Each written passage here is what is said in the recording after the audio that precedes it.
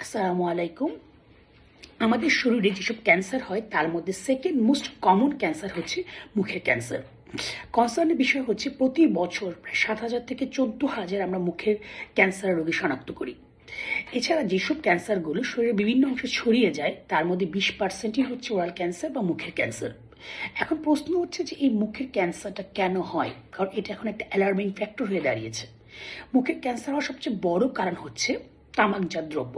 যেমন আমাদের মধ্যে অনেকেই জর্দা, সুপারি, পান, গুল, তারপরে সিগারেট এইসব খাওয়াতে অভ্যস্ত।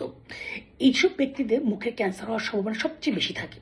এছাড়াও যাদের ধূমপানের সাথে সাথে মদ্যপানের অভ্যাস আছে তাদেরও মুখের ক্যান্সার হওয়ার সম্ভাবনা অনেক বেশি থাকে।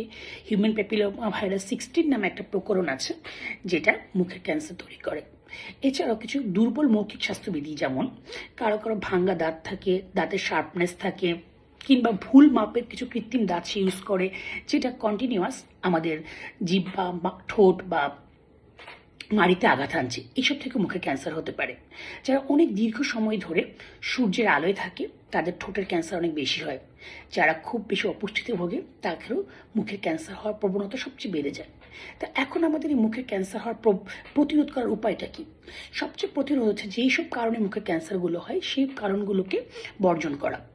সবচেয়ে অ্যালার্মিং বিষয় যেটা, সেটা হচ্ছে আমাদের যারা ধর্মীয় হুজুর আমরা যাদেরকে বলি বা ইমাম সাহেব, তাদের মধ্যে বা মুরব্বীদের মধ্যে এই সুপারি, জর্দা এগুলো খাওয়ার প্রবণতা খুব বেশি। তাই আমাদের সচেতনতা বৃদ্ধি করতে হবে তাদের সবার মাঝে, যে না, এগুলো খেলে মুখের ক্যান্সার হয়, সো এগুলো খাওয়া যাবে না। মুখের মধ্যে যদি কোনো ভাঙ্গা দাঁত থাকে বা শার্পনেস থাকে এগুলোকে তার নিকটস্থ ডেন্টাল সার্জনের কাছে গিয়ে ঠিক করতে হবে। এইসব বিষয়ে সর্বোপরি সবচেয়ে বেশি প্রয়োজন যেটা সচেতনতা তৈরি করা। আমরা সবাই মিলে সবাইকে সচেতন করার মাধ্যমে আমরা ওরাল ক্যান্সার, মুখের ক্যান্সার প্রতিরোধ করতে সক্ষম হব। আশা করি সবাই ভালো থাকবেন। আসসালামু আলাইকুম।